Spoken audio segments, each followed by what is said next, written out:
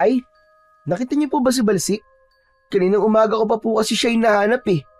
Nagtanong na nga rin po ako kay Ken, pero wala raw po sa kanila yung aso ko. Tay! Tay! Ba't di po kayo nagsasalita? Tinatanong ko po kayo eh. Hindi niyo po ba nakita si Balsik? Kanina pa po kasi ako nahihilo sa kakahanap sa aso ko eh. Nag-aalala na po ako para sa kanya. Dahil hindi ko pa nga po nagagamot yung sugat niya kahapon eh. Iniligtas po kasi niya yung bata na anak po ni Kapidring. Kamuntikan pong matuklaw ng ahas doon po sa likod ng bahay natin. Kaya ayun po, siya po yung natuklaw. Mabuti na lamang po at ahas bahay lang po yun, tsaka walang kamandag. Ay nako, baka nasa tabi-tabi lang yun anak. Hanapin mo na lang. Kailangan ko pang matapos tong tinatadtad kong karne. Huwag mo na muna akong abalahin dito. Sige na. Pero tay, di naman po nakakabalang pagtatanong ko sa inyo ah. Saka para sa akin po, para ko na pong kapatid si Balsik. Nakakatuwa nga po dahil marami na po siyang naililigtas na buhay ng tao. Sige po, at baka nasa kapitbahay lang po natin, maghahanap-hanap ulit ako. O sige na. Mabuti pa nga sa ibang bahay mo nalang hanapin nang hindi mo ako naaabala rito. Magpatulong ka na lang sa kaibigan mo si Ken at baka alam din niya kung nasan si Balsik o di kaya naman sa nanay mo. Kakamot-kamot na lamang sa ulo na tumalikod ang may 18 taong gulang na si Ariel nang lumabas siya sa kanilang kusina. Kaya lang, nakakailang hakbang pa lamang siya nang mapansin niya sa sahig ang putol na kolar ni Balsik. Yumuko siya para damputin ang bagay na yon. Nanginginig ang kanyang kamay nang mahawakan niya ang kolar. Bumundol ang kaba sa kanyang dibdib at ilang beses na napalingon sa kusina na kung saan ay naroon ang kanyang ama. Maigpit niyang hinawakan ang kolar at bumalik sa loob ng kusina. Taimtim siyang nanalangin na sana nagkakamali lang siya ng kanyang hinala. Sana walang nangyaring masama sa kanyang alaga. Pagpasok niya sa kusina ay napatingin siya sa ibabaw ng lamesang may nakapatong na tinadtad ng karne. Bawat detalye ng balat ay sinuri niyang mabuti nang hindi nagsasalita. Kagad siyang pinuna ni Mang Romy na parang may himig pag-aalala ang boses nito. Oh, anong ginagawa mo? Bakit tinititigan mo ang balat ng mga karne? Walang natanggap na tugon si Mang Romy sa anak. Sa halip ay patay mali siya nitong ipinagpatuloy ang pagtatadtad sa mga natitirang karne. Habang si Ariel naman ay para nang binabayo ang kanyang dibdib dahil sa pag-aalala. Hinding-hindi niya mapapatawad ang kanyang ama kapag nalaman niyang kinatay nito si Balsik. Hanggang napansin niya ang pamilyar na kulay ng balahibo ng aso na dumikit sa sariwang dugo sa lamesa. Hinawakan niya yon at mataman niyang pinagmasdan ang pinong balahibo. Nag-uunahang umagos ang kanyang luha sa kanyang pisngi. Itinaas niya yon sa ere at matalim ang tingin na tinitigan niya ang muka ng kanyang ama. Nahalata nitong nakatingin siya kaya't tumigil ito sa ginagawa. Ano pong ginawa niyo sa aso ko, Tay? Balahibo po ba ito ni Balsik? Kung ano ang nakikita mo, yun ang nangyari sa kanya. Tay! Bakit naman po si Balsik? Aso ko po siya eh. Para ko na po siyang kapatid. Bakit niyo po siya pinatay? Hindi ko siya pinatay. Nakita ko lang napatay na siya sa ilalim ng silong natin. Kesa naman masayang, di kinatay ko na lang. Para naman mapakinabangan natin. Hindi po ako naniniwala sa sinasabi niyo, Tay. Ang sama-sama niyo po. Pati aso ko pinatay niyo. Na hindi niyo man lang naisip ang mararamdaman ko. Hoy, tumigil-tigil ka ha. Wala akong panahon makinig sa kadramahan mo. Kalalaki mong tao napakaiyakin mo. Ano ba kinakagalit mo, Ariela? Ayaw mo nun? Magkakaroon ng silbi ang alaga mong si Balsik? Kasalanan mo rin naman kasi tatamad-tamad kang mangaso sa gubat. Huwag niyo pong isisi sa akin ang dahilan ng pagkamatay ni Balsik. Malinaw na kayo po ang pumatay sa kanya. At sama-sama niyo, Tay. Wala kayong awa sa mga aso. Kakarmahin din po kayo sa mga pinaggagawa nyo. Pagsisisihan yung pinatay nyo si Balsik. Abat lintik na to ah. Ang ibig mong sabihin, mas mahalaga pa sa'yo si Balsik kaysa sa akin na ama mo. Talaga palang wala kang kwentang anak na hayop ka. Sinabi ko naman sa'yo na hindi ko pinatay si Balsik. Patay na siya nang makita ko. Saka wala akong pakialam kung anong iisipin mo. Hindi ko kailangan magpaliwanag sa'yo. Ni wala ka pa nga na itutulong sa akin. Aso lang yon. Kung gusto mo bukas na bukas din papalitan ko ng 3 si Balsik. Ginagawa ko ito para kumita ng pera, hindi para makinig sa pagmamaktol mo. Pesteng buhay to, oo. Wisit! Kahit 1,000 pa pong aso ang ipalit nyo, Tay, nag-iisa lang po si Balsik. Palibasa, hindi kayo nagmahal ng mga aso at hindi kayo nakaranas magkaroon ng alagang aso. Kaya baliwala sa inyo ang nararamdaman ko. Wala akong panahon makipagtalo sa'yo, ha, Ariel? Huwag mo akong abalahin sa ginagawa ko. Ang mabuti pa, mangaso ka na lang mamayang gabi kaysa makipagtalo ka pa sa akin nang magkaroon ka naman ng silbi kahit papano. Hindi po. Wala akong gagawin para sa inyo, Tay. Total ang tingin niyo po sa akin walang silbi, di gagawin ko na lang. Kayo na po ang bahalang mag-asikaso sa karinderya nyo. Ayoko na. At hindi ko kayo mapapatawad sa ginawa niyong pagpatay sa aso ko. Abatan lintik na to ah. Huwag mo akong susubukan, Ariel ha. At baka hindi mo magustuhan ang gagawin ko sa'yo. Ako po huwag niyong susubukan, Tay. Hindi ako magdadalawang isip na isumbong kayo sa mga pulis. Ipapadampot po kita sa mga alagad ng batas. Ako po mismo magpapatunay sa kanila na kayo ang salarin sa pagkaubos sa mga aso rito para makulong na kayo. Tuluyan na ngang naubos ang pasensya ni Mang Romy at lumapit ito kay Ariel. Isang malakas na suntok ang tumama sa mukha ng binata. Bumagsak siya sa sementadong sahig ng kanilang kusina at doon niya nakita ang pugot na ulo ni Balsik. Nakatago yun sa ilalim ng lamesa. Para siyang binuhusan ng malamig na tubig nang makita ang nakadilat na mga mata ng alaga niyang aso. Pakmana sana niyang kukunin ang pugot na ulo na yon. Pero nilapitan siya bigla ng kanyang ama at dinuro sa muka. Ako ang huwag mong susubukan.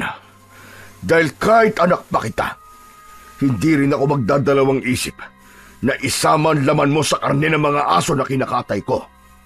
Lintik ka. Pagkatapos kitang pakainin, buhay na talagaan, ikaw pa pala magpapahamak sa akin, damuho ka. Ipagpapalit mo talaga ako sa alaga mong aso. Wala kang utang na loob. Wala kang silbi. Inutil! Mabilis na bumangon sa pagkakahiga si Ariel at hinarap ang kanyang ama na nandidilat ang mga mata dahil sa galit para sa kanya. Pero hindi siya nagpakita ng takot dito. Lalo pa at hindi niya makalimutan ang itsura ng kanyang alagang aso. Iniisip pa lang niya na habang kinakatay ito ng kanyang ama, ay humihingi ito ng tulong sa kanya. Pero wala siya at wala siyang nagawa para iligtas ito. Para nang sasabog ang kanyang dibdib sa galit. Maaaring walang makaintindi sa nararamdaman niya, pero para na rin siyang namatayan ng kapatid, karamay at kaibigan sa pagkawala ni Balsik. Sa kabila ng mahigpit na pagkakatupad ng batas ukol sa iligal na pagkakatay ng mga aso, ang kanya namang ama ay mas lalong lumaki ang kita sa pagkakarne ng asong gubat. Kakaiba raw ang lasa ng laman ng aso na iniluluto ni Mang Romy. Kaya naman, halos dagsain ito ng mga tao, matikman lang ang masarap na putahe ng kanyang ama. Walang nakakaalam na karne yun ng asong gubat dahil kasabwat ni Mang Romy ang mismong mga suki nito sa karinderya. Nag-aalala sila na kapag nahuli ang kanyang ama, ay hindi na rin sila makakatikim ng masarap na lutong ulam ni Mang Romy. Kapag hindi ka nakahuli ng asong gubat mamayang gabi, pagsisisihan mo na hindi ka sumunod sa ipinag-uutos ko. Dahil lahat ng makikita kong aso na gumagala sa kalye ay papatayin ko talaga. Inuluto ko sila at uubusin ko lahat ng aso rito. Naiintindihan mo? Kaya kung ako sa'yo, mananahimik na lamang ako. Ikaw lang naman na masyado madamdamin eh. Nakikinabang ka rin naman sa perang kinikita ko. Pagkatapos pagbabantaan mo ko. Subukan mo lang talaga na isumbong ako sa mga pulis at idadamay kita. Pareho tayong mabubulok sa kulungan. Ngayon ko lang po nalaman na wala rin po pala kayong kwentang, Ama. Wala kayong puso. Hindi ko kayo mapapatawad sa ginawa nyo. At pagdating ng araw, pagsisisihan nyo to. Magsisisi rin kayo, Tay, sa lahat ng mga nagawa nyo. Makakahanap din kayo ng katapat. Tandaan nyo yan. Umalis ka na nga sa harap ko at baka magdilim lang ang paningin ko sa'yo, mapatay pa kita. Tandaan mo sinabi ko, Ariel. Kapag hindi ka nakahuli ng kahit na isang asong gubat o baboy na mo, ako mismo manghuhuli ng aso at kahit nakatali pa yan, ay kukunin ko. Wala na po akong pakialam kung anong gusto nyong gawin, Tay. Magbabayad kayo sa pagpatay nyo sa alaga ko. Bumatak ang luha sa mga mata ni Ariel nang yumuko siya para kunin sa ilalim ng lamesa ang pugot na ulo ni Balsik. Naramdaman niya ang malamig na ulo ng kanyang alagang aso at para siyang mababaliw dahil sa matinding galit at awa para kay Balsik. Saan mo dadalhin ang ulo ni Balsik, ha? Ibalik mo sa akin yan at pwede ko pa yung sabawan. Tinignan lang ng masama ni Ariel ang kanyang ama na para bang yun ang ginagamit niyang sandata laban dito. Halatang nang aasar pa ito at pinaglalaroan ang damdamin niya. Ililibing ko ng maayos ang alaga ko dahil para sa akin, siya ang nagpapakatotoong tao kaysa sa inyo na asal-aso. Hindi na hinintay ni Ariel na magsalita pa ang kanyang ama. Mabilis siyang lumabas ng kusina at nakasalubong niya ang kanyang inang si Aling Lina. Kapansin-pansin ang malaking peklat nito sa pisngi. Wala na itong magulang maliban sa nag-iisa raw nitong kapatid na hindi raw nito nakita pa. Katulad nito ay mahal din ito si Balsik na palagi nitong hinahanap sa tuwing dumarating ito. Nagtataka ito nang makitang yakap-yakap niya ang ulo ni Balsik. Bigla itong napaiyak at nabitiwan ang 2 plastik sa tigkabilaan nitong kamay. Gumulong ang mga sangkap sa saig at galit na kinumpronta nito ang asawa. Iniwan niyang nagtatalo ang mag-asawa at siya naman ay pumunta sa tapat ng puno ng dao. Inilapag niya ng dahan-dahan ang pugot na ulo ni Balsik, saka siya naghanap ng pala. Nang maihanda na niya ang mga gagamitin sa pagdudukal ng lupa, ay ibinalot niya ang tela sa ulo ng aso. Pagkaraan ng ilang minutong paghukay, ay muli niyang pinagmasdan ang muka ng kanyang alaga. Balsik, patawarin mo ko, ha. Kung wala man lang akong nagawa para iligtas ka. Marami kang natulungan tao, Balsik. Pero nang ikaw na ang nalagay sa kapahamakan, ni isa, Diyos ko, ni isa, walang tumulong sa'yo.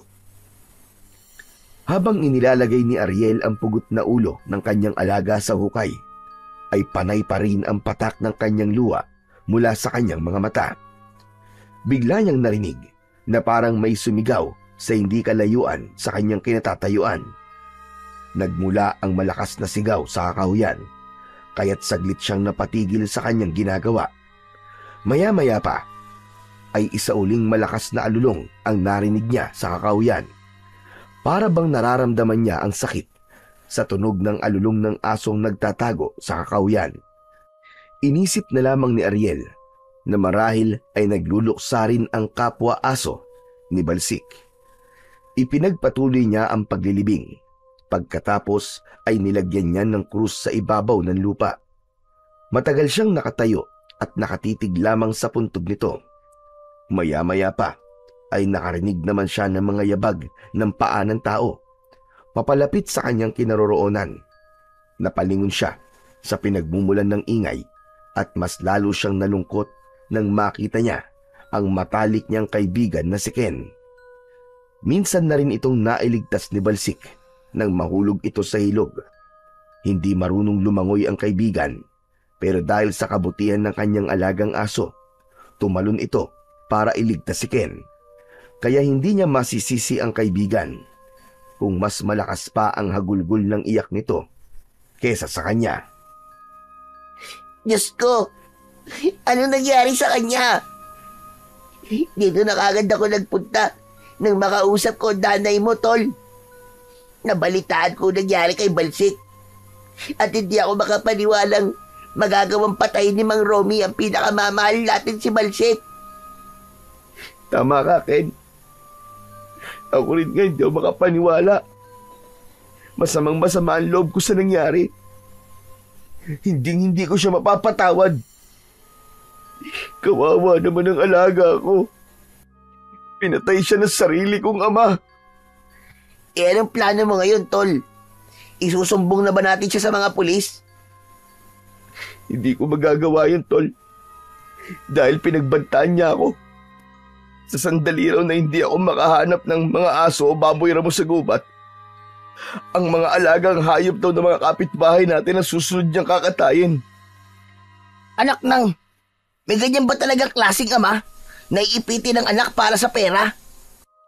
Kung ganun susundin mo ba ang utos niya? Hindi mo pwedeng gawin yun. Pero nung gagawin ko, tol, kilala mo ang ama ko. Gagawin niya talaga ang sinabi niya kanina. Sandaling katahimikan ang naghari sa pagitan nila ng kanyang kaibigan. Naiipit siya sa sitwasyon na pareho niyang hindi kagustuhan. Kilala niya ang kanyang ama. Kahit na kailan ay hindi ito marunong magbiro. Ginagawa nito kung ano ang mga sinabi nito.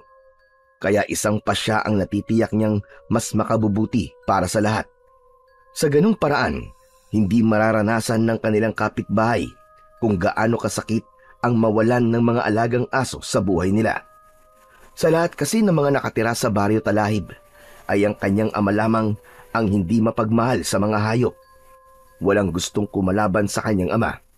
Lahat ay natatakot kay Mang Romy dahil sa kanilang lugar ay kilalang matar o basagulero ang kanyang ama. Sa katunayan, kalalabas lang nito sa kulungan nang nakapatay ito ng isang lasinggerong naghahamon ng away. 3 beses nang nakukulong ang kanyang ama sa iisang kaso. Kaya naman, ito na rin ang dahilan kung bakit hinahayaan na lamang ng mga tao ang ginagawa ni Mang Romy. Mabuti na raw yun dahil nagbabagong buhay na ang kanyang ama. Pero dahil sa ginagawa nito ay para na rin siyang tumutulay sa maraming bubog. Konting pagkakamali lang ay baka buhay na ng kanyang ama ang kapalit.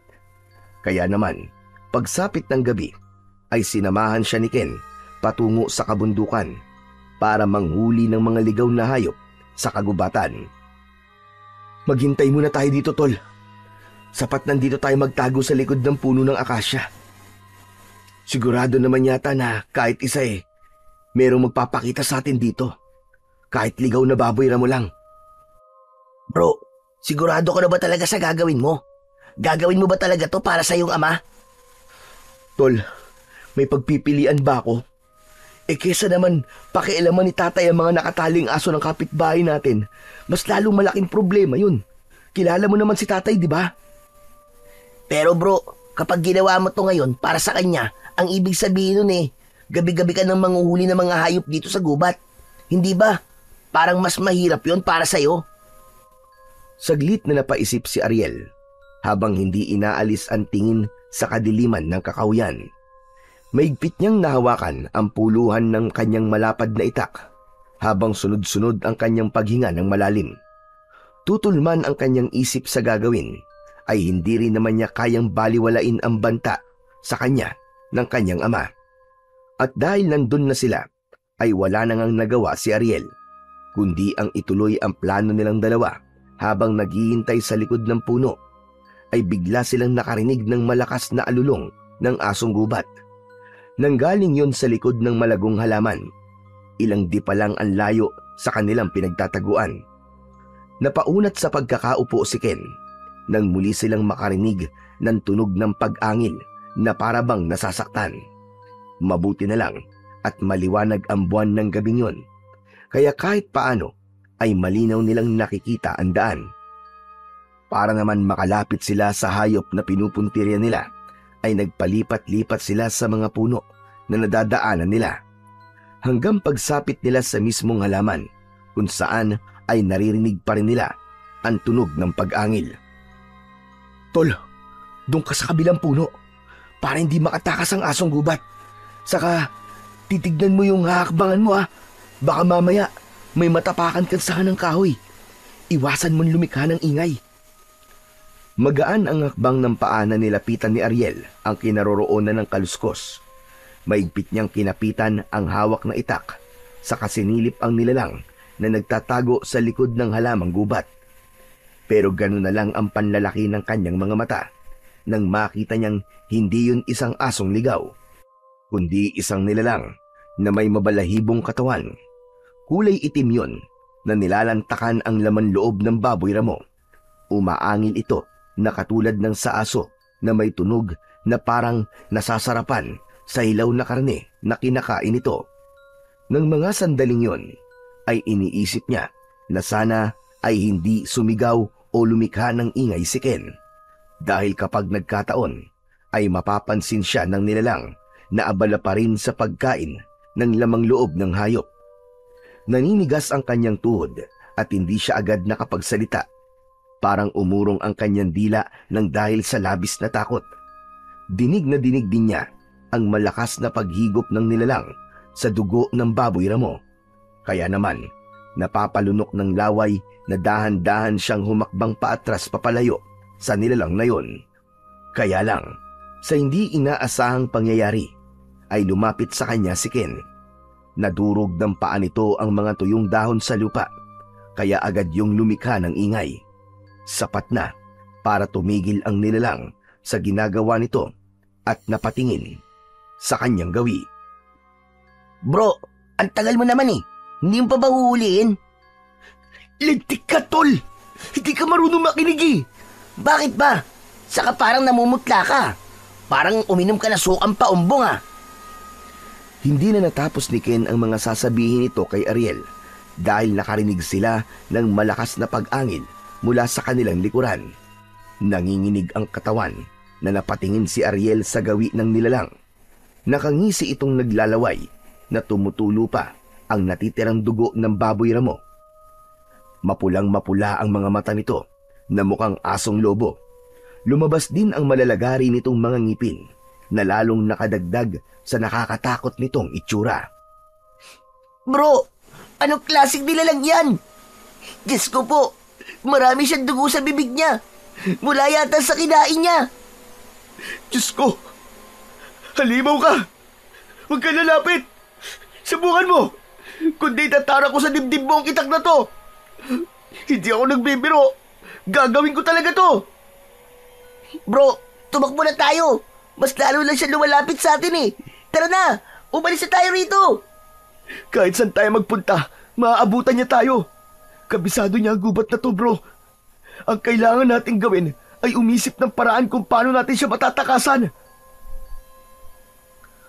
Takot na takot ang magkaibigan habang panay ang hakbang patras papalayo sa aswang. Hindi rin inaalis ni Ariel ang pagkakatutok ng kanyang itak sa mukha ng halimaw. Umalingaw-ngaw ang alulong nito habang dahan-dahang humahakbang papalapit sa kanila. Mas lalong naging agresibo ang halimaw nang makitang hindi binibitiwan ng binata ang kanyang itak. Kitang-kita niya kung paanong pinaglalabanan ng aswang ang pagkatakam nito sa kanilang katawan. Naisip niya na baka hayop lang ang kinakain nito. Kaya naman, naisipan ni Ariel na ibaba na lang ang kanyang hawak na sandata. At gulat na gulat silang dalawa ni Ken nang bigla itong nagsalita. Sige na, umalis na kayo hanggang kaya ko pang pigilan ang sarili ko. At huwag na kayo babalik sa lugar na ito. Opo, maraming salamat po. Hindi na po kami babalik dito. Akma na sanang tatalikod ang aswang nang biglang sumigaw ng malakas si Ken. Inagaw nito ang itak sa kanyang kamay at mabilis nitong nilapitan ang nilalang. Tinaga ni Ken ang likod ng taong aso at bumaon yon sa balikat nito. Si Ariel na nagulat sa ginawa ni Ken ay hindi agad nakapagsalita. Naramdaman na lamang niya ang kamay ni Ken na hinihila siya patakbo papalayo sa aswang. Sinulyapan pa niya ang nilalang na hawak ang dugo ang balikat. Naiwan ang itak habang nakabaon sa balikat nito. Dala ng matinding galit ni Ariel, sinuntok niya ang kaibigan. Bro, ano yun? Bakit mo naman ako sinuntok? Nagtatanong ka pa, lintik ka! Bakit mo ginawa yun? Hindi ka ba nag-iisip? Mas lalo mo lang siyang ginalit! Sapu-sapu ni Ken ang labi nang hinarap siya nito. Narinig din nila ang malakas na alulong ng nilalang na parang nasasaktan. Mas lalong umapoy sa galit ang kalooban ni Ariel. Bakit mo siya tinaga? Ayos na eh! Pinabayaan niya na tayong umalis. Mabuti siyang nilalang, bro. At wala siyang balak na patayin tayo. At naniniwala ka naman sa kanya. Isa siyang aswang. Kahit kailan, hindi tayo dapat magtiwala sa nilalang na alagad ng dilim. Paano kung pagtalikod natin bigla niya tayong sakmalin? Nag-iisip ka ba? Taragis, ang sakit ng suntok mo sa akin Kung di lang kita kaibigan baka pinatulan na kita Kaya inunahan mo siyang tagain, ganun ba? Naniniwala akong hindi siya masama. Pero dahil sa ginawa mo, mas lalo mo lang siyang ginalit. Halata naman sa kanya na pinipigilan niya ang kanyang sarili para hindi niya tayo masaktan. Kaya tama lang sa'yo ang masuntok ng matauhan ka. Oo na. Mali na akong mali. Nagsigurado lang naman akong ligtas tayong makakauwi. Saka hindi ka ba natatakot sa itsura niya? Grabe, hindi ko talaga akalain na may aswang na nakatira sa gubat na to. Kaya pangit siya o maganda ang itsura niya, hindi mo dapat ginawa yun. Magsasalita pa sana si Ariel nang marinig nila ang mga yabag ng paa papalapit sa kanilang kinaroroonan. Pagharap nila ay nakita nilang nakabaon pa rin sa balikat nito ang itak.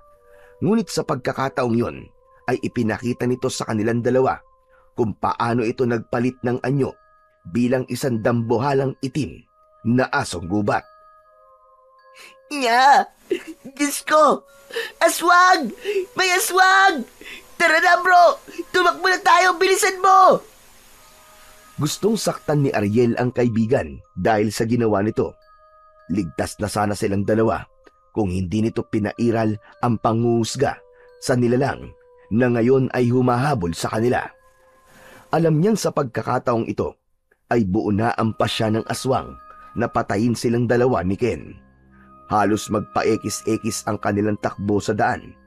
Si Ken na walang tigil sa kakasigaw ay una nang dinamba ng asong gubat sa liko. Pilit na nagpupumiglas si Ken para makawala sa galit na asong gubat. Pero nagawa na ng halimaw na sakpalin nito ang braso ng kaibigan. Layuan mo ako! Halimaw ka! Diyos ko! Ang braso ko! Humagulgol ng iyak si Ken dahil sa labis na sakit. Kitang-kita nila kung paanong kinain ng asong gubat ang kapirasong laman ni Ken. Mula sa nakagat nitong braso, halos mabingi naman si Ariel sa lakas ng sigaw ni Ken. Wala itong tigil sa pagmumura habang pinagsisisipa ang muka ng aswang. Pero hindi nito iniinda ang sipa ng kaibigan na nakatayo lang ito sa paanan ni Ken. Dala ng matinding pag-aalala ay dumampot na si Ariel ng matigas na kahoy at takma na sanang ipapalo sa katawan ng nilalang. Pero bigla itong tumingin sa kanya. Ang tayong-tayo nitong tenga ay dumikit sa pisngi nito. Indikasyon yun na muli itong aatake. Wala nang nagawa ang binata nang lumukso sa kanya ang asong gubat. Naramdaman niya ang pagbaon ng matutulis nitong pangil sa kanyang hita. Akma na sanang hihilahin nito ang kanyang laman para sana ay kainin, pero hindi niya sinasadyang maisigaw ang pangalan ng dati niyang alagang aso na si Balsik. Natigilan ang halimaw at unti-unting humakbang papalayo sa kanila. Titig na titig ang aswang sa mukha ni Ariel. Ilang saglit pa, ay bumalik sa dating anyo ang aswang at dahan-dahan itong lumapit sa kanya. Wag! Wag niyo po kami sasaktan! Patawarin niyo po kami kung ginulo po namin kayo at nasaktan po kayo ng kaibigan ko. Pangako po, Mamang Aswang, hindi na po kami babalik sa lugar na to. Patakasin niyo lang po kami. Parang awa niyo na po. Huwag niyo po kami papatayin. Tila natauhan ang nilalang nang makita nito ang pagbulwak ng dugo sa suot na pantalong maong ni Ariel. Humakbang ito papalayo sa kanila habang kitang-kita niya ang pag-agos din ng dugo nito sa balikat mula sa tama ng itak. Pero bago ito umalis, ay muli itong nagsalita. Palalampasin ko ang ginawa ng kaibigan mo. Pero hindi dapat malalaman ng mga tao ang tungkol sa akin. Dahil sa sandaling malaman nila ang tungkol sa akin, papatayin kita. Pati na ang pamilya mo. Isa pa, hindi lang ako ang nilalang na nakatira dito. At baka sila pa ang makatsempo sa inyo. Hindi sila katulad ko na marunong magpigil sa sarili. Kaya sana, tuparin mo ang pangako mo. Nagkakaintindihan ba tayo? Opo, makakaasa po kayo. Inilihim po namin ang tungkol sa inyo. Minsan na akong nawalan ng pamilya. Kapag naulit yun, hindi ko na may papangakong hindi ko pagbabayarin ang taong umuubos sa lahi namin. Tila nanigas ang panga ni Ariel nang marinig ang huling sinabi ng halimaw.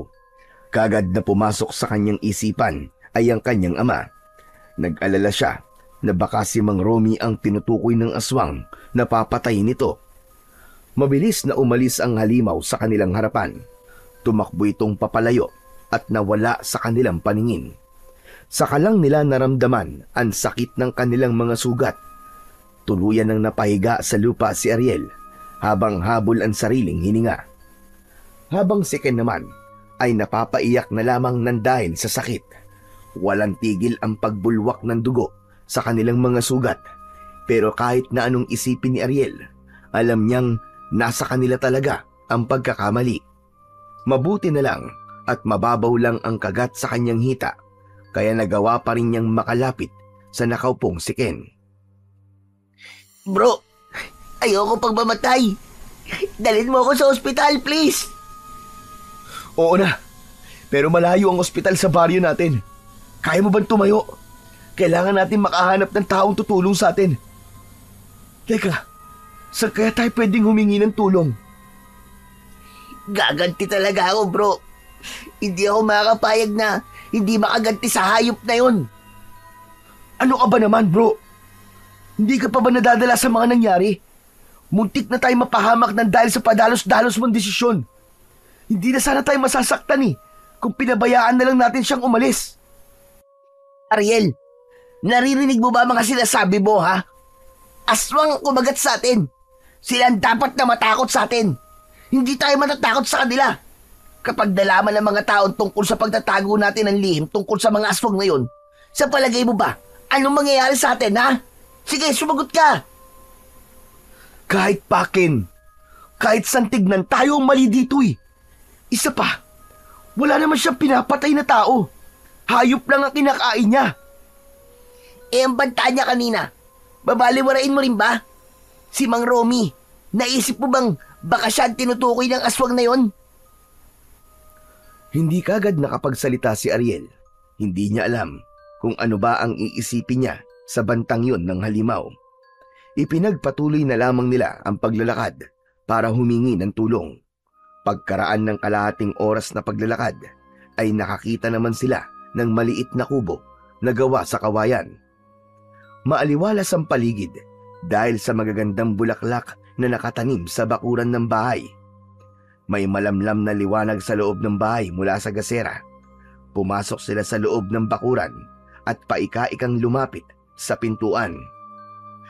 Tao po! Tao po! May tao po ba dyan? Walang natanggap na tugon si Ariel mula sa loob ng bahay.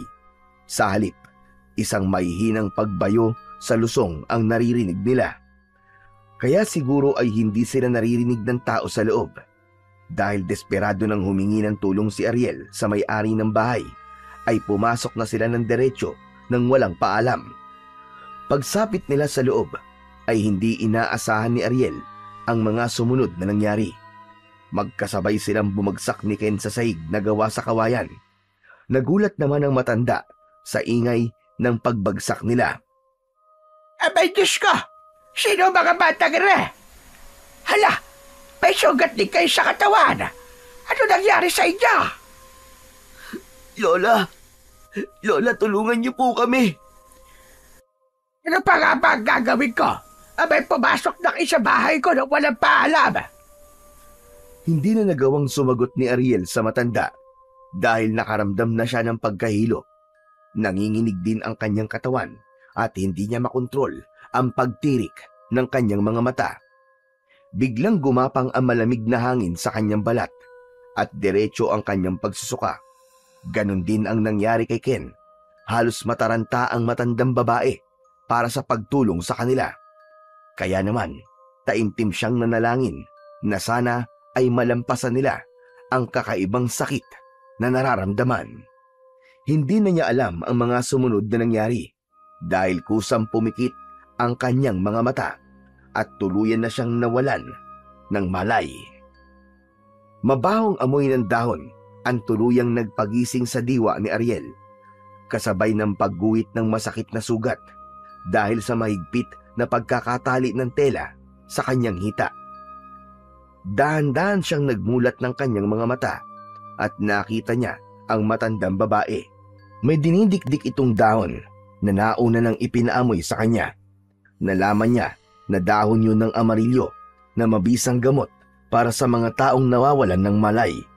Nakita niya rin na nakatunghay sa kanyang muka si Ken. Ano bro? Ayos ka na ba ha? Masakit lang ang hita ko, bro. Salamat naman. At mabuti na rin ang pakiramdam mo. Kumusta na pakiramdam mo, iho? Mabuti na po ang pakiramdam ko, Lola. Maraming salamat po sa pagtulong niyo sa amin ng kaibigan ko. Ano ba kasi ginagawa niyo rito? Abay, malayo na ito sa bayan na. Nasabi sa akin ni Ken ang nangyari sa inyo kanina. Mabuti na lamang at walang nangyaring masama sa inyo. Nag-aalala na ako sa'yo, pre. Akala ko, hindi ka na magigising. Pasensya ka na sa nagawa ko. Huwag mo nang isipin yun, Tol. Ang mahalaga ay ligtas na tayo. Hindi pa kayo ligtas. Dahil hanggat naririyan ang mga nilalang nakauri na umatake sa inyo, ay hindi pa rin kayo nakakasigurong ligtas kayo sa lugar na ito. Hindi kayo tatantanan ng aswang na until. Ano po? Aswang na until? Anong klaseng aswang po yun? Isang uri ng aswang na kayang magpalit ng anyo bilang isang mabangis na asong gubat. Sa nangyari sa inyo kanina, ay hindi ko may paliwanag kung bakit kayo pinakawalan ng pinuno ng mga until. Hindi na po yun nakapagtataka, Lola. Dahil naniniwala po akong mabuti po siyang aswang. Hayop lang po sa gubat ang kinakain nila. Maaaring ang tama ka, pero hindi lahat ng aswang ay kayang gawin ang ginawa ng pinuno nila kanina. Mas marami sa kanila ang totoong pumapatay ng tao para lang mabawasan ang kanilang pagkagutom. Lola, iba po ang aswang na nakaharap namin kanina. Para po siyang tao na naging asong gubat. Saka tinaga ko po siya sa balikat. Pero pinatawad niya pa rin po ako.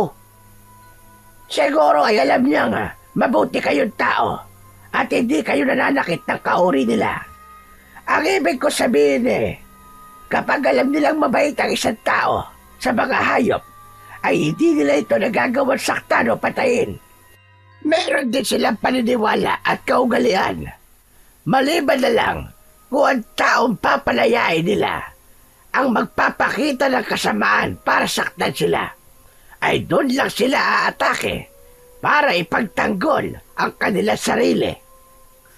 Kaya po ba, nang banggitin ko po ang pangalan ni Balsik tumigil siya sa pag-atake sa amin kanina? Tama ka. Dahil ang tao malulupit lang sa mga hayop, yun lamang ang pinapatay nila. Kung ganun po namimili sila ng mga bibiktimahin? Ganun po ba? Pero mahirap din naman pagkatiwalaan ang uri nila dahil kilala sila sa pagiging traidor kung lumaban. Sa ngayon, ang alam ko meron silang binabantayan na tao. Isang lalaking umuubo sa kanilang lahi. Kaya ako pumunta sa baryong ito para pigilan ang taong ito sa kanyang mga ginagawa. Naisip na rin po namin ni Ariel kung sino po ang taong yun. Lola, ano naman po ba ang kahinaan ng mga aswang na until? Sarili nilang dugo at ang butya ng buntot ng bayawak. Para naman sa pinuno ng mga aswang ay ang langis mula sa katas ng butya. Pero parang ang hirap naman po nilang labanan dahil hindi naman po sila nananakit ng tao. Saka paanong dugo ang kahinaan nila? Umiinom pa nga po sila ng dugo ng tao. Ang ibig ko sabihin, kapag nainom nila ang sarili nilang dugo, makakaramdam sila ng panghihina ng katawan. Katulad sa mga may hawa ng pagiging aswang, ang dugo mismo ng pinuno nila ang makakatanggal sa hawa ng mga ito. At yun ang pinakamahirap na gawin dahil kailangan ng bukal sa loob ng pinuno ang pagbibigay nito ng dugo sa may hawa ng aswang. Lola, maiba nga po pala tayo ng usapan. Kanina pa po tayo nag-uusap Hindi pa po namin alam kung sino po kayo. Sa palagay ko po hindi kayo taga rito dahil ngayon ko lang po kayo nakita. Ako si Marina. Katulad na sinabi ko, meron akong taong gustong iligtas sa baryong ito. Nakikita ko sa kanya ang buhay ko noon. Nalunod din ako sa kasikasan. Kaya hindi ko naisip ang mga nilalang na nagdudusa sa ginagawa ko. Sa kabihira lang ako bumababa sa bayan dahil hindi ko na kayang maglakad ng masyadong malayo. Mag-isa lang po ba kayo sa bahay niyo, Lola? Tama ka. Wala po ba kayong mga kamag-anak? Meron. Isang lalaki. May pamilya na siya. Kaya naiwan na ako nag-iisa. Ang asawa ko naman ay isang manunugis ng aswang.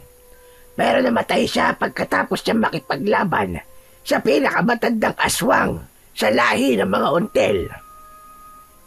Hindi maipaliwanag ni Ariel ang awa na nararamdaman niya para sa matanda. Bigla niyang nakita ang mukha ng kanyang ama sa kalagayan ng matanda. Ayaw niyang dumating ang araw na magkahiwalay sila ng kanyang ama dahil lang sa sama ng loob. Kaya pagkatapos ng mga nangyari sa kanya kanina, ay sisikapin niyang mapatigil na ang kanyang ama sa masamang gawain ito. Alam niyang sa pagkakataong yun ay mahigpit yung tututulan ng kanyang ama dahil malaking halaga ng pera ang mawawala kay Mang Romy sa sandaling patigilin niya ito sa pagluluto. Pero dahil sa banta ng pinuno ng aswang kanina, ay sisikapin niyang mailayo ang kanyang ama sa kapahamakan. Bumangon si Ariel sa kanyang pagkakahiga sa katre na gawa sa tabla ng kahoy. Pangiwi-ngiwi ang kanyang muka na maingat siyang sumandal sa dingding. Si Ken naman ay naramdaman niyang tumabi sa kanya ng upo at napatingin sa muka ni Lola Marina. Mabuti na rin at nakita kita, Ariel. Ang totoo, madalas kitang nakikita kasama ng asong si Balsik na nagliligtas ng buhay. Wala na po siya. Patay na po ang aso ko, Lola. Kaya nga po nandito ako dahil sa banta po ni tatay sa akin na kapag hindi raw po ako nakahuli ng asong ubat, kukuha raw po siya ng mga alagang aso sa kapitbahay namin. At gagawin din daw po niya sa mga yun ang ginawa niya kay Balsik. Mas malala pala siya sa inaasahan ko. Iligtas mo siya, Ariel. Alam mo bang nasa panganib ngayon ng iyong ama? Hindi ko akalain na aabot sa ganito ang kasamaan niya sa mga hayop.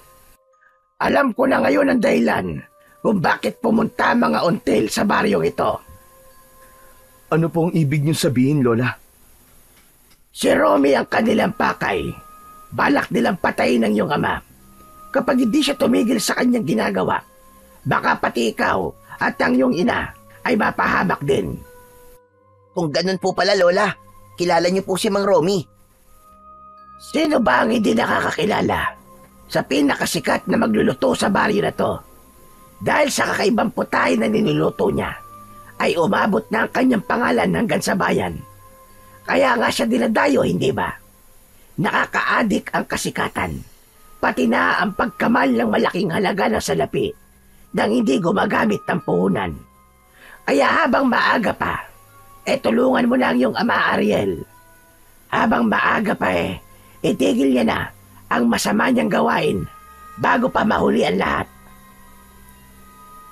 Mahirap po yatang gawin yun, Lola.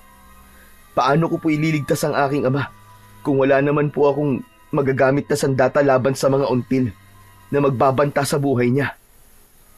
Tumayo si Lola Marina at may kinuha itong isang bagay sa ilalim ng upuan nito. Inilabas ng matanda ang isang uri ng tungkod na may buntot sa dulo mula sa hayop. Ano po ang bagay na yan, Lola? Ang tawag sa sandatang ito ay apulan. Isang uri ng armas na magagamit mo laban sa mga aswang na until. Kakailanganin niyo ito kapag gusto na ninyong umuwi. Dahil sigurado kung hindi na kayo tatantanan ng masasabang elemento dahil dyan sa mga sugat nyo. Ano naman pong tawag doon sa nakalagay sa dulo ng tungkod, Lola? Isang uri po yan ng buntot ng ano? Ito ang mutya ng buntot ng bayawak. Teka, sandali lang po, Lola. Yan po ba yung mutya na kayang pumatay sa mga aswang na until? Tama ka, Ken. Taglay nito ang lakas na katulad ng sa latigo. Ang kakayahan nito ay pahinain ang katawan ng aswang sa pamamagitan ng pagtuktok ng 3 beses sa lupa. Hindi sila makakagalaw at hindi makakaalis sa kinatatayuan nila. Ang liwanag naman na taglay nito ang siyang magpapabalik sa kanilang totoong anyo.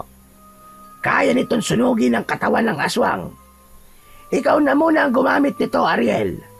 Gawin mo ang lahat para makumbinsi mo ang iyong ama na tumigil na siya sa pagpatay sa mga asong gubat.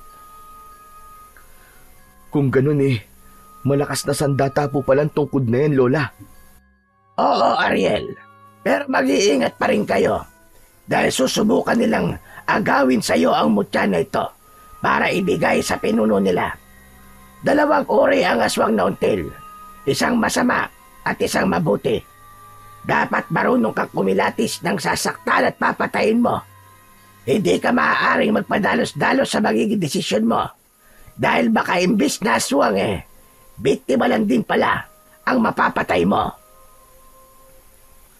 Para po sa akin, Lola pare-pareho lamang po silang masasamang nilalang dahil kampon po sila ng kadiliman. Kung ako po ang tatanungin, ay hindi sila dapat mabuhay sa baryong ito. Ngunit hindi nila kagustuhan ang maging isang aswang, Ken. Kaya mahalaga pa rin na malaman kung anong uri ng aswang ang makakaharap ninyo. Hala, sige na. Pwede na kayong umalis. Ang gusto ko sana ay manatili muna kayo rito ng ilang oras. Kaya lang kailangan niyong pigilan si Romy sa mga binabalak niyang gawin. Dahil marami ang madadamay kapag hinayaan natin siya. Marami pong salamat, Lola Marina, sa tulong po niyo sa amin ng kaibigan ko. Sige na, mag-iingat na lamang kayo. Sana ay mapigilan mo ang iyong ama sa kanyang masasamang gawain.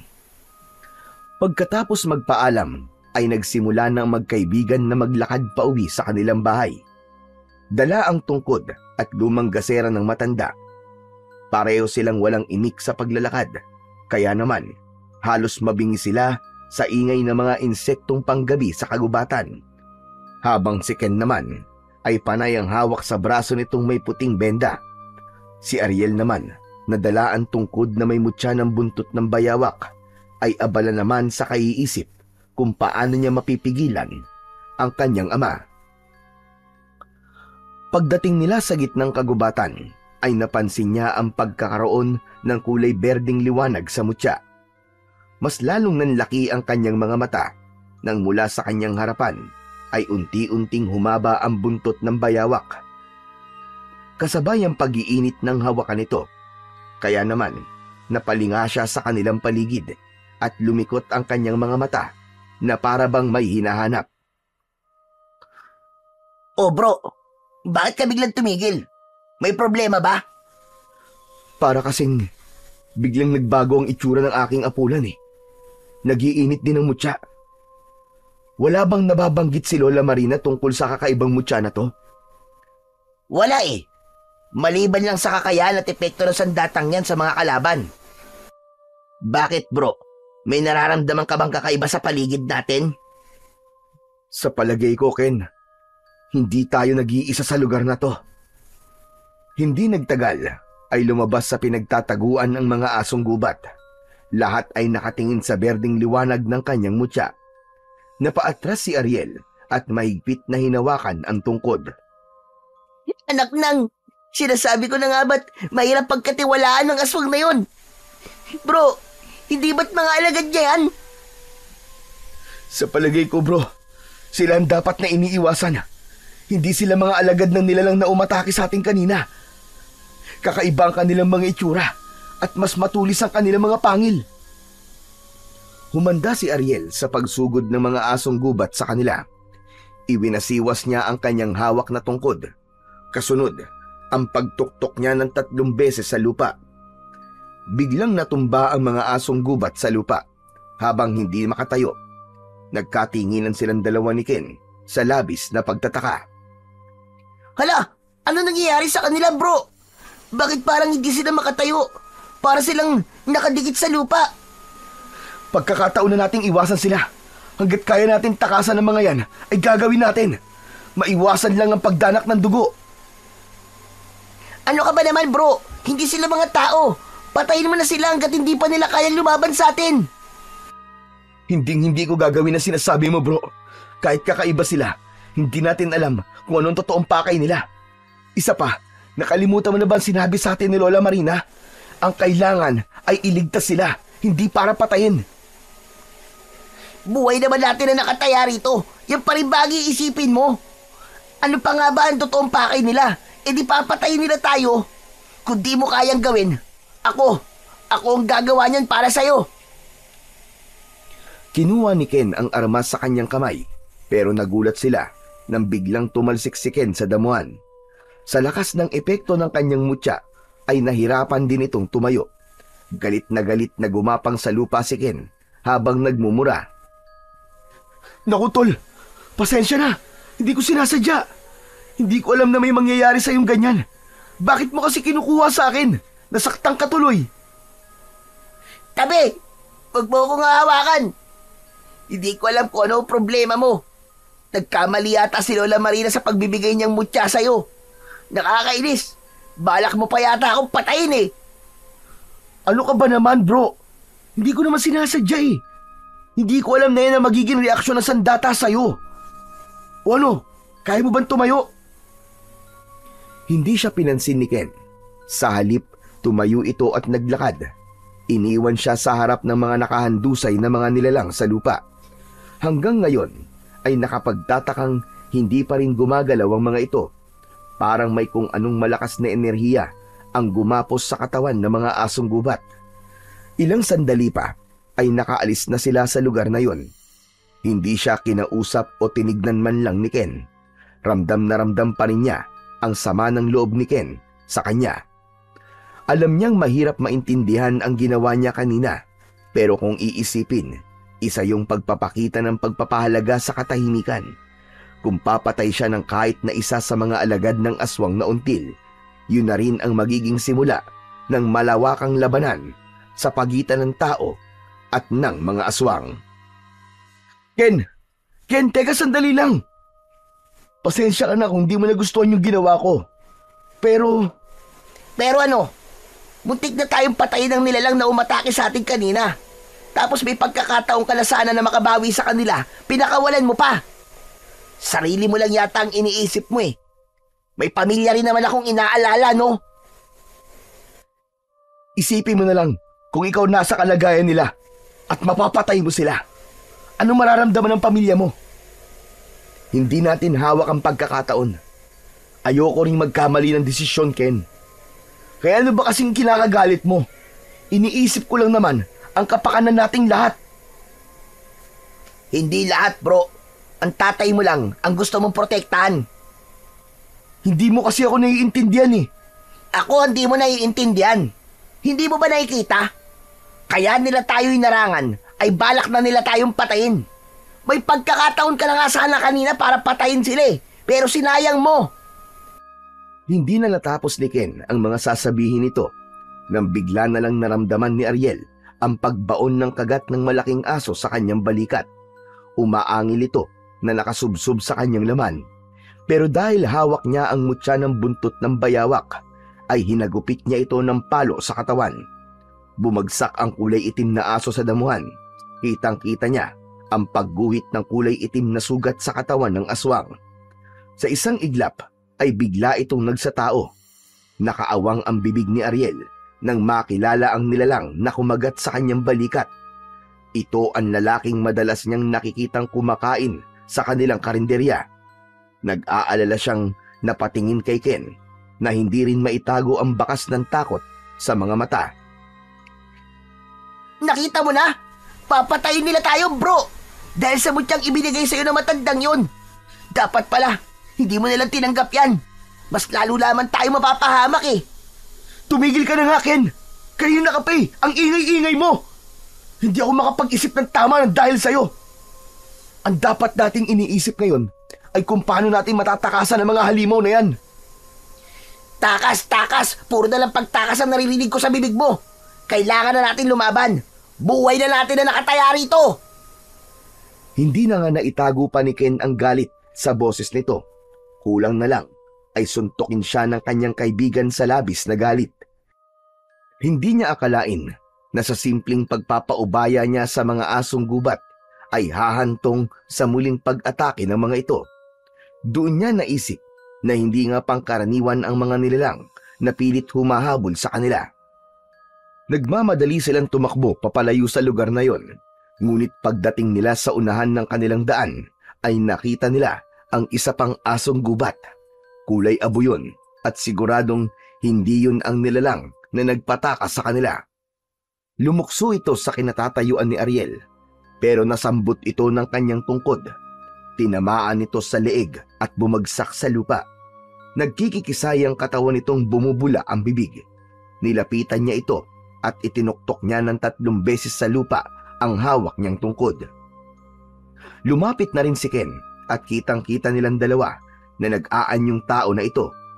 Nang makilala nila ang aswang, ay nalaman nila na ang mga nagiging customer ng kanyang ama sa karinderya ay puro pala mga aswang. Dahil ang lalaking nakahandusay sa harap nila ay ang lalaki rin na madalas niyang makitang kumakain sa karinderya ni Mang Romy. Bumundol ang kaba sa kanyang dibdib dahil sa pag-aalala sa kanyang ama. Hanep ah, kaya pala walang nagsusumbong sa mga pulis eh. Mga aswang pala ang customer nyo. Walang kaalam-alam si Mang Romy na ang kanyang nakakahalubilo araw-araw. Mga aswang na until pala. Pero paano naman nangyari yun? Kumakain sila ng kapwa nila aswang. Hindi mo ba naisip na tao ang mga aswang? Siyempre, kapag bumalik sila sa anyo ng pagiging tao, ay para na rin silang nakakain ng laman ng normal na tao.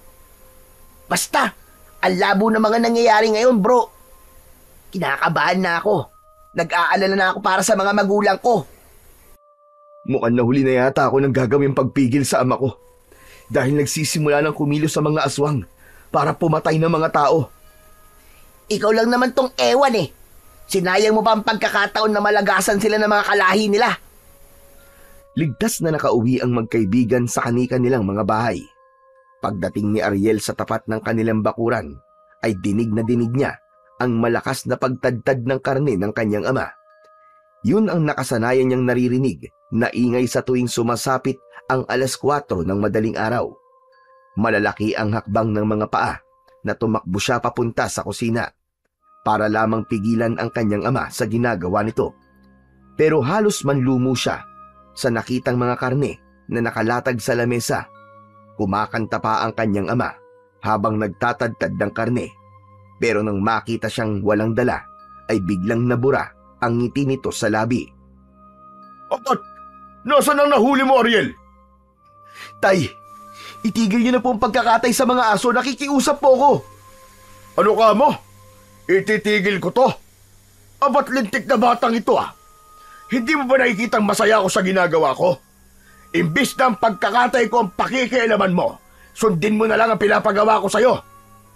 Kung sa bagay, alam ko naman na hindi mo gagawin ang ipinag-uutos ko eh.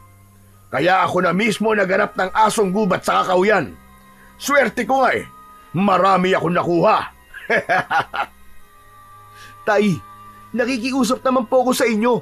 Itigil niyo na po ang ginagawa niyong to. Parang awa niyo na po, Tay. Tay, mga aswang po mga customer niyo. Totoo po, nakapatay po ako ng aswang na nag-aanyong asong gubat. Isang malakas na pagtawa ang itinugon ni Mang Romy sa sinabi ng kanyang anak. Hindi niya alam kung ano ang gagawin para lamang paniwalaan siya nito. Maya-maya pa ay iginala niya ang kanyang paningin. Sa tingin niya ay isang malaking asong gubat ang nahuli ng kanyang ama. Bumundol ang kaba sa kanyang dibdib habang pinagmamasdan ang nakakalat na karne sa lamesa.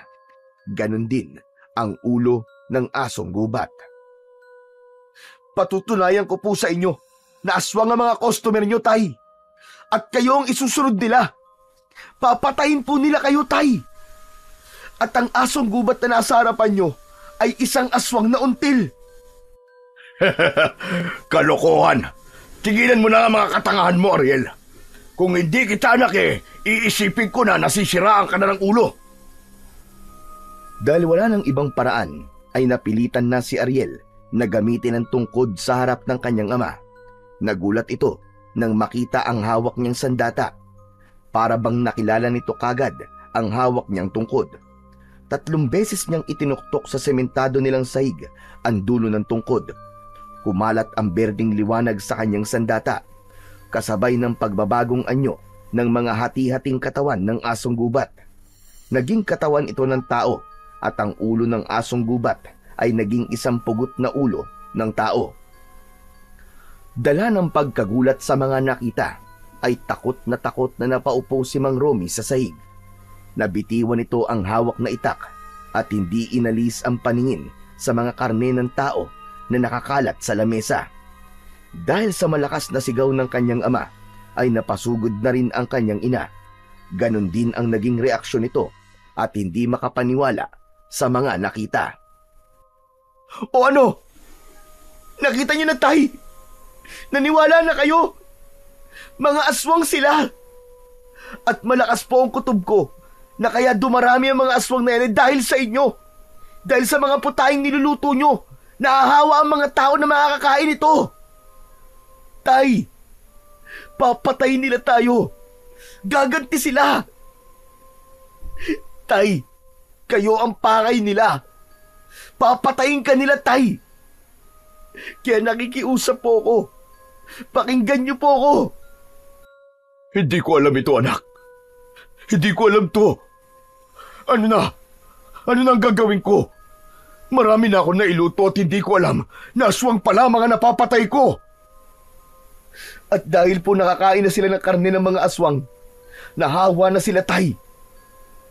Hindi ko po alam kung gaano nakarami ang aswang sa baryong to. Mabuti na lamang po at nakilala namin si Lola Marina. Iniligtas niya po kami at ibinigay niya ito sa amin para iligtas ka. Diyos ko, hindi ko alam na aabot sa ganito ang ginagawa ko. Patawarin mo ko, anak. Ako po ang dapat na humingi ng tawad, Tay. Dinasal ko po na sana'y karmain kayo sa ginagawa niyo. Patawarin niyo po ako, Tay. Natatakot po ako. Natatakot po ako na baka balikan kayo ng kapamilya ng mga aswang na napatay niyo. Maya-maya pa ay dumating na rin si Ken. Galit na galit ito nang makita si Mang Romy. Pinigilan niya ang kanyang kaibigan nang muntik na nitong suntukin ang kanyang ama. Bitiwan mo ako! Bitiwan mo ako, Ariel! Papatayin ko ang ama mo! Walang iya siya! Pati ang mga magulang ko! Ginawa niyang aswang! Huminahon ka muna, Ken! Huminahon ka muna! Hindi alam ni tatay. Wala siyang alam sa mga nangyari. Ganyan ka naman eh! Palagi kang walang alam! Buhay ng mga magulang ko pinag-uusapan dito! Paano ko pa sila may liligtas kung sila mismo ang mga aswang? Pero buhay rin ng ama ko ang pinag-uusapan dito, Ken. Kaya huwag kang magpadalos-dalos ng desisyon mo. Ang kailangan natin ay kung paano natin sila may liligtas. Patawarin mo ko, Ken. Wala talaga akong alam na aswang ang mga asong gubat na yun. Hindi ko kailangan ng paliwanag nyo. Kasalanan nyo ang lahat ng ito. Naging sakim kayo sa pera. Ken, tama na. Huwag mo sanang kalimutan na ama ko pa rin siya. Bitiwan mo ang braso ko. Ibabalik ko ang pamilya ko. Kapag may nangyaring masama sa kanila, hindi ko may papangako na walang mangyayaring masama sa tatay mo. Halos patabig na iwinaksi ni Ken ang kamay ni Ariel. Tinalikuran siya nito na may mabibigat na yabag ng paa sa sahig. Nang sulyapan niya ang kanyang ama, ay hindi ito makapagsalita. Bakas sa mukha ni Mang Romy ang matinding pagsisisi sa kanyang mga nagawa. Naghari ang katahimikan sa buong kusina, habang ang kanyang ama ay titig na titig pa rin sa pugot na ulo ng tao. Muling itinuktok ni Ariel ang kanyang tungkod sa sementadong sahig. Sa isang iglap ay bumalik sa pagiging asong gubat ang nilalang na napatay ni Mang Romy. Kinabukasan ay nabalitaan ni na Ariel at Mang Romy ang nangyari sa baryo. Ilang mga katawan ng tao ang natagpuan sa kagubatan. Lahat ay sunog ang mga katawan at nawawala ang kasuotan. Ito marahil ang mga aswang na napatay ni Ariel sa kagubatan. Pero ang mas matinding lumikha ng kaguluhan ay ang ilang mga taong natagpuang wakwak ang tiyan at nawawala na ang lamang loob. Kumalat hanggang sa bayan ang paggasik ng lagim ng mga aswang na until. Maghapong nakakulong si Mang Romy sa silid ng mag-asawa. Hindi ito makausap dahil sa mga nangyari. Si Ken naman ay hindi na nagpakita sa kanya. Alam niyang masama ang loob ng kanyang kaibigan. Ilang araw na hindi nagbukas ng karinderya si Mang Romy, kaya hindi nila inaasahan na susugurin sila ng mga tao. Nay! Tay! Ano pong gagawin natin? Pabayaan mo ko, anak. Ako ang haharap sa kanila. Magkukunwari akong walang nalalaman tungkol sa kanila. Kung ang niluluto kong ulam ang naging dahilan ng pagiging aswang nila, kailangan kong harapin ang aking pagkakamali. Tutulungan kita, anak, na mawala ang hawa ng aswang sa katawan nila. Tay, ano pong ibig niyo sabihin? Sasama ako sa kanila, anak. Pero tay, baka mapahamak po kayo. Huwag mo kong alalahanin, anak. Sa akin nagsimula ang lahat. Kaya ako rin ang tatapos nito. Wala nang nagawa si Ariel nang buksan ni Mang Romy ang pinto ng kanilang balkonahe. Sumalubong ang mga tao na hindi mapakali at biglang nag-uunahang lumapit sa kanyang ama. Parang mga nawawala sa sarili na nakikiusap na ipagluto sila ng lutong ulam ni Mang Romy. Tay, sasamahan ko po kayo. Huwag, anak. Mahahalata nila tayo. Samahan mo na lamang ang iyong ina dito. Pangako, babalik ako, anak. Maluwa-luwa ang mga matang nahabol ng tingin ni Ariel ang kanyang ama papalayo sa kanilang bahay. Lumapit sa kanya si Aling Lina at sinabi nitong may tiwala ito sa kanyang ama at sa karinderya lang naman ito pupunta. Lumipas ang oras hanggang gabi ay walang Mang Romy na umuwi. Panay na rin ang iyak ng kanyang ina habang nakaupo ito sa upuan na gawa sa tabla ng kahoy. Para nang pinipiga ang dibdib niya sa kanyang pag-aalala. Aalis po ako, Nay. Hindi ko po dapat na pinabayaan si tatay. Sana'y sinundan ko po siya kaagad. Mas lalong lumakas ang hagulgol ng iyak ni Aling Lina. Nang makita nitong may dala siyang tungkod, mabilis itong tumayo at pinigilan siyang umalis. Ano po, Nay? Maghihintay na lamang po ba tayo rito? Paano po kung napahamak na siya? Diyos ko, bakit ba nangyayari to?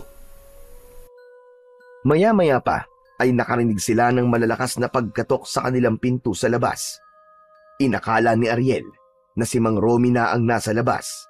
Pagbukas niya ng pinto ay bumungad sa kanyang harapan ang humahangos na si Ken. Pawis na pawis ang mukha nito na mabilis na pumasok sa loob ng kanilang bahay.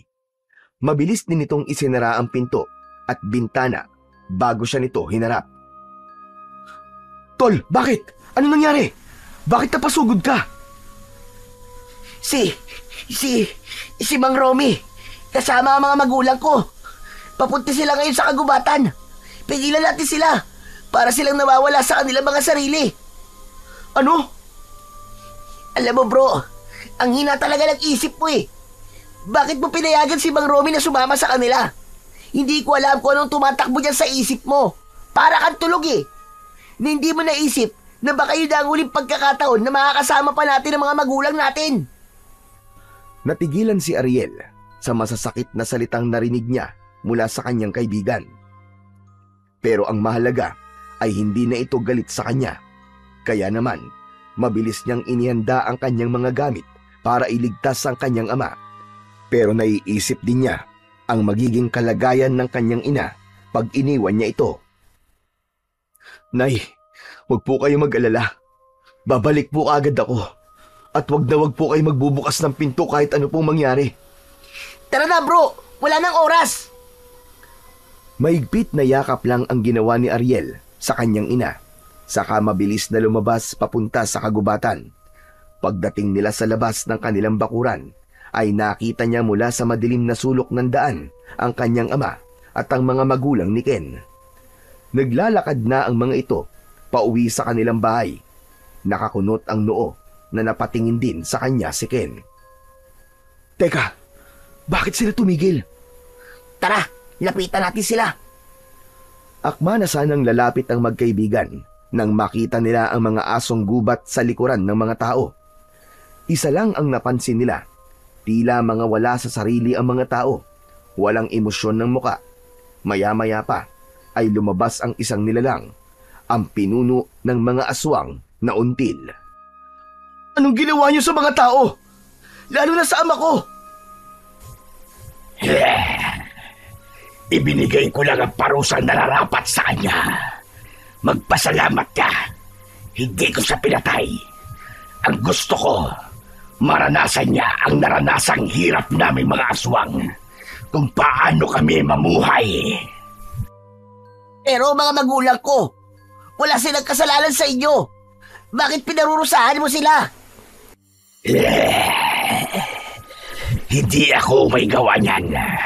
Sisihin mo ang taong ito. Matitikman mo ngayon ang paniningil ko. Malalasap ng ama mo ang hirap kung paanong mabuhay bilang isang asong gubat. Teka, ano pong ibig niyo sabihin? Bantayan mo ang iyong ama. Sa ngayon, patas na tayo. Kapag nagkaharap na ulit tayo, pasensyahan na lamang tayo. Kailangan na kitang patayin para sa kaligtasan ng aming lahi. Pinatay ng ama mo ang dalawa kong anak.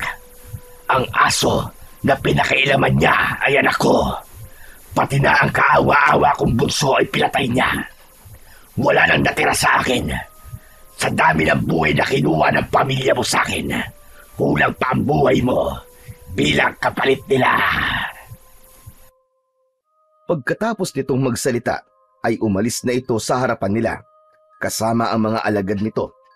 Halos patakbo nilang nilapitan ang kanilang pamilya. Tay! Tay! Huh? Anak, bakit ka pa sumunod dito? Teka, aba, anong ginagawa ko rito? Ang buong akala ko nasa loob kami ng karinderya. Saka, madilim na. Ano ba nangyari, anak? Tay, sa ako na lamang po ipapaliwanag sa inyo. Tara na po sa loob ng bahay. Ihatid ko na muna ang mga magulang ko, tol. Pero babalik ako. Pupuntahan kita sa inyo. Sige, pero mag-iingat ka, tol. Halos maluwa si Aling Lina sa sobrang tuwa nang makita nito ang kanyang asawa. Samantalang ang kanya namang ama ay parang nangihina na napaupo sa bangko. Ilang saglit pa ay biglang nakarinig sila ng malalakas na katok sa labas ng kanilang bahay. Aba, ang bilis naman yata ni Ken. Nang buksan niya ang pinto ay nanlaki ang kanyang mga mata nang makita si Lola Marina. Nakatayo ito sa pintuan at seryoso ang mukhang nakatingin sa nakaupong si Mang Romy. Lola, ano pong ginagawa niyo rito? Papasukin mo na muna ako. Biglang napatayo sa pagkakaupo si Mang Romy nang marinig nito ang boses ng matanda. Nakita ni Ariel ang pag-aalala sa muka ni Lola Marina. Umupo ito sa harap ni Mang Romy. Bakit po kayo naparito, Lola? Babawiin na po ba ninyo ang mutya? Hindi, Ariel. Gusto ko lang siguraduhin kung totoong si Romy ang nakita na mag-isang naglalakad sa kagubatan kasama ang pinuno ng mga aswang. Siya si David, ang anak ng babaeng until na pumatay sa asawa ko. Batay sa pagkakatingin ko sa mukha ng iyong ama, hindi na siya normal na tao, Ariel. Diyos ko, paano po nangyari yun? Ito na ang sinasabi kong mangyayari sa kanya, Ariel. Ang kanyang ama ay nananatiling nakatayo at nakatitig lang sa matanda. Parang matagal nang magkakilala ang mga ito. Ano masamang hangin na nagdala sa inyo rito? Hindi po ba't sinabi ko sa inyo na hindi ko kayo kailangan? Hanggang kailan mo ko titiisin, anak? Nasa panganib ka na, pero ang pagiging matigas mo pa rin ang pinapairal mo. Matanda na ako, anak, at ayokong mamatay nang hindi tayo nagkakaayos. Ibinaling ni Mang Romy ang paningin sa natigilang si Ariel. Kaya naman, kitang-kita niya ang luhang pumatak sa mga mata ng kanyang ama. Kung ganun po kayo po ang lola ko. Kayo po ang nanay ni tatay. Huwag mo siyang kausapin, anak. Bakit po? Pati ba naman ang apo ko, ilalayo mo rin sa akin? Tay, ano po ba nangyayari? Bakit galit na galit po kayo kay Lola Marina? Dahil siya ang dahilan kung bakit may mga aswang. Nagkamali siya ng gamot na ginamit nun. Kaya nga napatay niya ang asawa ni David dahil gusto niyang ilihiman lahat. Pagkatapos, bigla na lamang magpapakita sa akin na parang walang nangyari. Hindi ko alam. Nasusundan pala ako ni David. Lola? Patawarin mo ako, apo. Anak ko, kaya nga'y tinatama ko na ang mga nagawa kong pagkakamali noon. Pero anak, may pagkakamali ka rin. Kaya nga narito ko. Nakahanda na akong tumulong para mailigtas ka. Hindi. Hindi ko kailangan ng tulong nyo.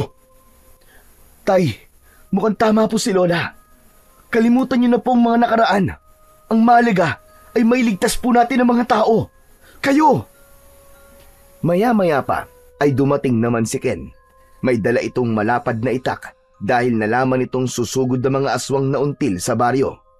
Nakita rin ito si Lola Marina, pero pagkatapos nilang ipagtapat sa kanyang kaibigan ang tungkol sa matanda, ay nagkasundo ang apat na ililigtas nila ang mga tao sa hawa ng pagiging aswang.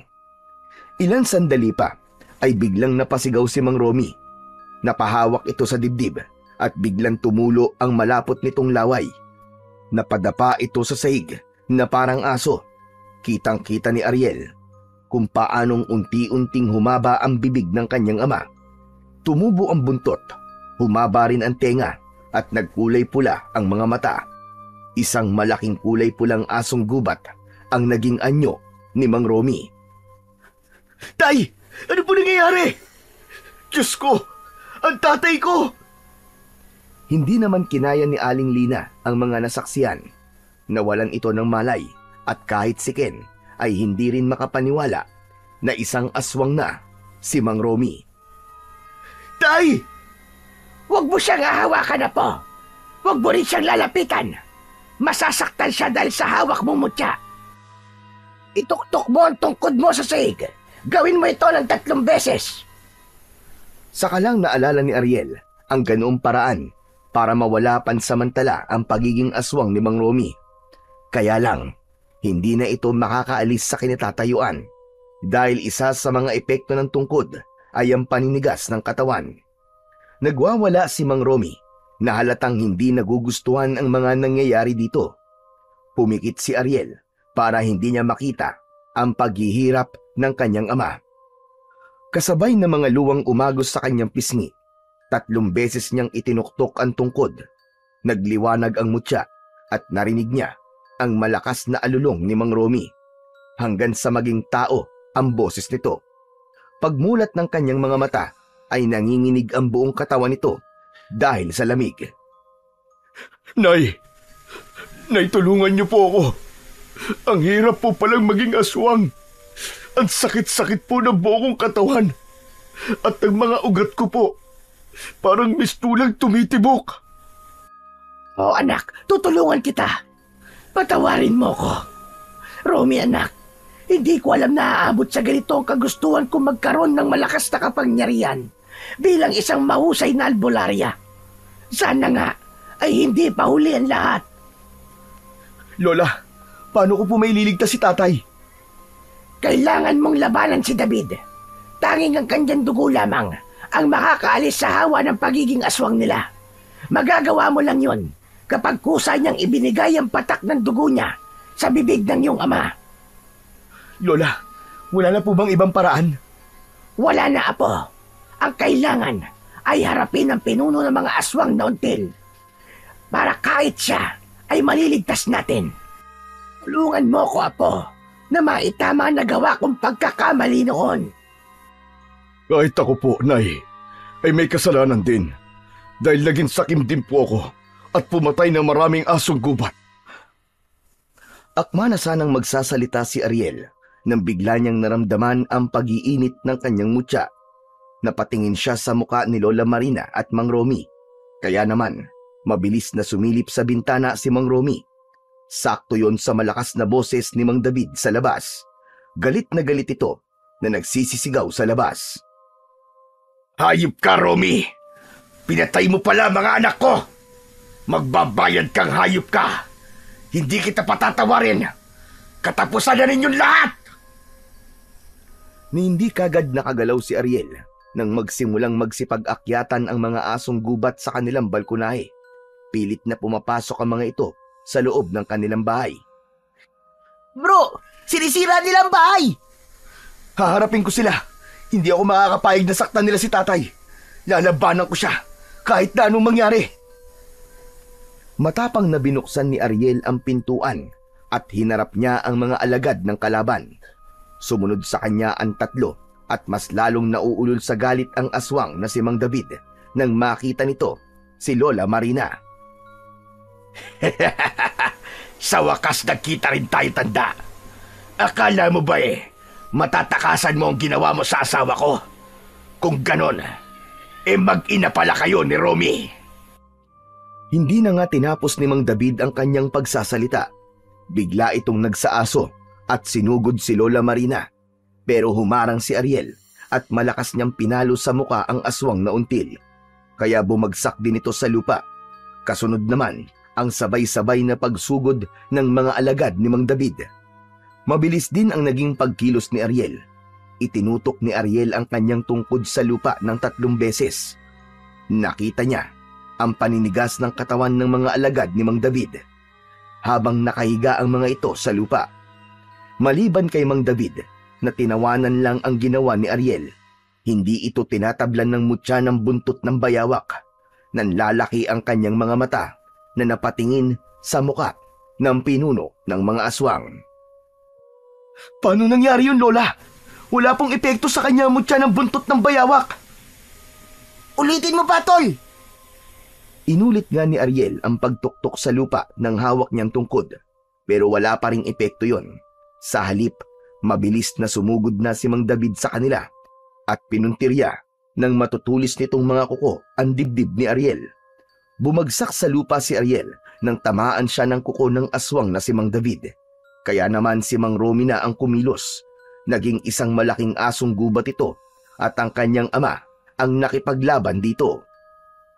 Kung hindi siya tinatablan ng mutya, Apo, nangangahulog ang nakain niya ang bayawak na pinagputulan ng mutya. At ang makakatalo lamang sa kanya ay ang kapwa niya aswang. Muling pinagmasdan ni Ariel ang nag-aaway na 2 asong gubat. Ang iba namang mga natitirang alagad ni Mang David ay sumugod na rin sa kanila. Huwag niyo silang papatayin, Ariel. Ililigtas natin sila sa pagiging aswang. Kumuha ang matanda ng langis sa bulsa nito at pinatakan ang sugat sa dibdib ni Ariel.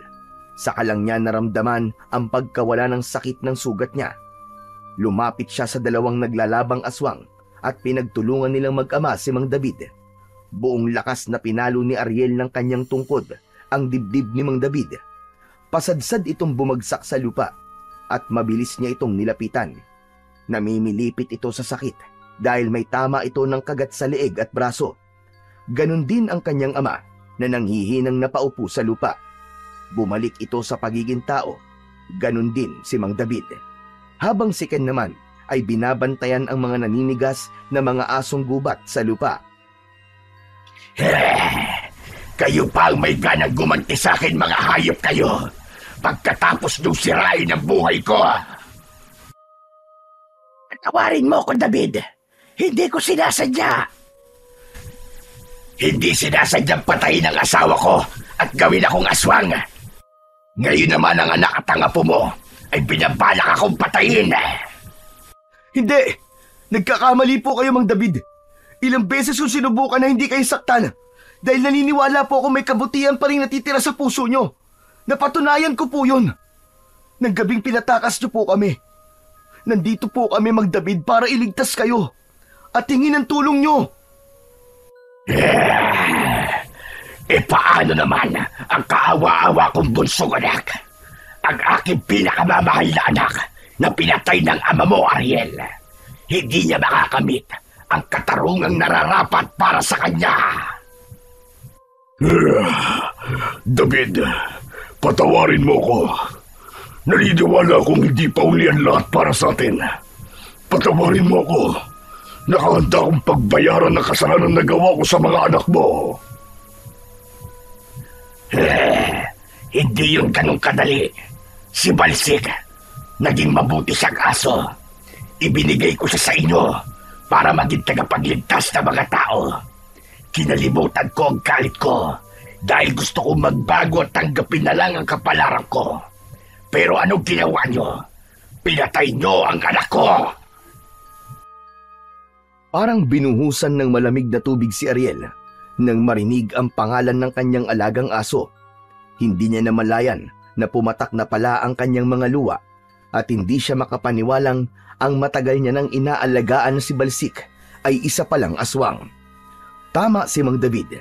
Naging mabuting aso si Balsik at hindi niya naisip kung paano ito nagawang patayin ng kanyang ama. Bumangon si Mang David na ng mga oras na yon ay nag-anyo ng tao at malakas na napagulgol ng iyak. Si Mang Romy na nag-anyo na ring tao. Si Lola Marina at si Ken ay wala nang nagawa kundi ang maiyak sa nakitang paghihirap ng kalooban ni Mang David. Napaluhod sa lupa si Mang Romy at bakas sa mukha nito ang matinding pagsisisi.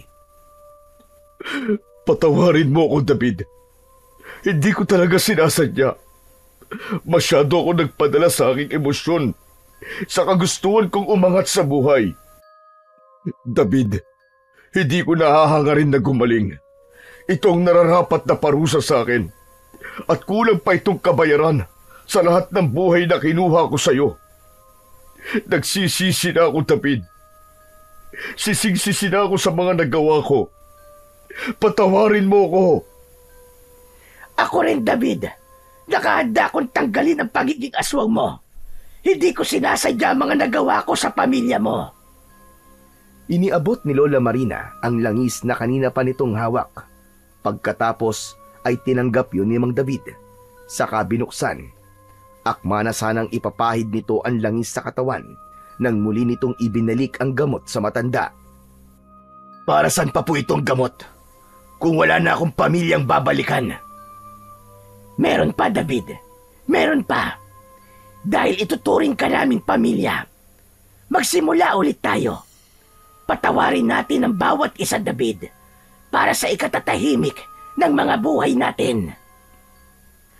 Huwag niyo na pong subukang pagaanin ang loob ko. Mabubuhay na ako bilang aswang na until. Ako rin, Nay. Itatama ko na rin po ang mga pagkakamali ko. Paano naman po ang mga magulang ko? Habang buhay na po ba silang magiging aswang? May paraan pa para magamot sila. Kinuha ni Mang David ang hawak na itak ni Ken at mabilis na hiniwa ang palad nito. Tumayo si Mang David at lumapit sa mga nilalang na umaangil habang hindi pa rin nakakagalaw sa kinatatayuan. Ipinatak yun ni Mang David sa bibig ng mga ito. Unti-unting nawala ang kanilang mga pag-angil. Maging ang mga balahibo sa katawan ay mabilis din na naglaho hanggang sa bumalik na ang mga asong gubat sa pagiging tao. Hindi naman makapaniwala si Ken na gumaling ang mga magulang nito sa tulong ng dugo ni Mang David. Ganon din ang ginawa ni Mang David kay Mang Romy. Pagkatapos ay ipinahid ni Mang David ang langis sa buo nitong katawan. Ngayong tapos na ang tungkulin ng mutya ng buntot ng bayawak. Simula po ngayon, Mang David, ay palagi na po namin kayong makakasama sa bahay. Hindi na, Ariel. May bahay naman ako sa kagubatan eh. Salamat at binuksan mo ang aking isipan na hindi kailangan gumamit ng dahas para gumanti. Dahil ang kailangan ay pagpapatawad at pagtanggap sa pagkakamali na hindi pa huli ang lahat para magbago. Lumapit si Mang Romy at inakbayan nito si Mang David habang masaya ang muka na tumingin sa kanila. Si Lola Marina naman ay inalalayan tumayo ang nagkamalay na si Aling Lina. Nagulat ito nang makita si Mang David at naluluwang tinawag na kuya si Mang David. Saka maigpit na nagyakap. Umiiyak din si Mang David na gumanti ng yakap kay Aling Lina. Nay! Mang David! Magkapatid po kayo? Oo, Ariel. Hindi ko kagad nakilala si Lina. Romy, ikaw pala na pangasawa ng kapatid ko. Paano nangyari yon? Bakit hindi ko nakilala ang sarili kong kapatid? Si Aling Lina ang sumagot. Iniligtas daw ito ng mga magulang nila ng gabing nasunog ang kanilang bahay. Kaya ang buong akala ni Mang David ay kasamang nasunog sa bahay si Aling Lina. Kaya pala, nang makita ni Aling Lina na nagbago ng anyo si Mang Romy, ay nawalan ito ng malay dahil alam din pala nito ang tungkol sa mga aswang na until. Hinaplos ni Mang David ang pisngi ni Aling Lina na may peklat ng pagkasunog. Mabuti na lamang at kilala ni Aling Lina ang kapatid nito. Tuluyan na ngang nabuo ang pagkatao ni Mang David. Pagkalipas ng ilang buwan, ay itinuloy ni Mang Romy ang pagluluto ng mga ulam sa karinderya nito, pero sa malinis na paraan.